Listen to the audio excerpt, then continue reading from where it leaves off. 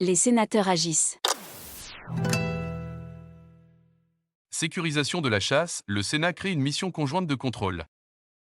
Le 2 novembre 2020, un jeune homme de 25 ans prénommé Morgan était tué près de son domicile par une balle perdue lors d'une partie de chasse.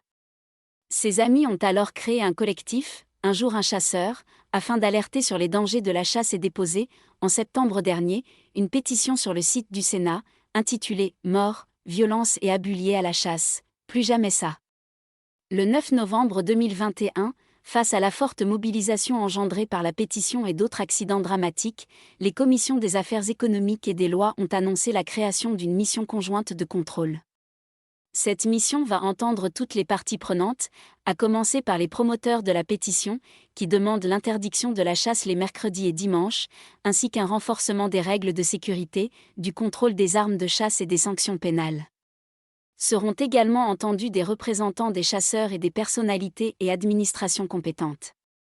Sophie Primas, présidente de la Commission des affaires économiques, souhaite que le Sénat examine en profondeur, loin de l'émotion et de l'agitation préélectorale, la question de la sécurité à la chasse, de la réglementation relative à la détention d'armes de chasse et des sanctions qui peuvent résulter d'éventuelles infractions.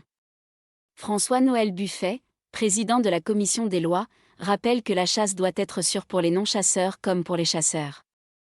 Dans un souci de compiler les bonnes pratiques, la mission va par ailleurs mener une étude de législation comparée des différents dispositifs qui ont fait leurs preuves à l'étranger. Pour en savoir plus, consultez les travaux de la mission de contrôle.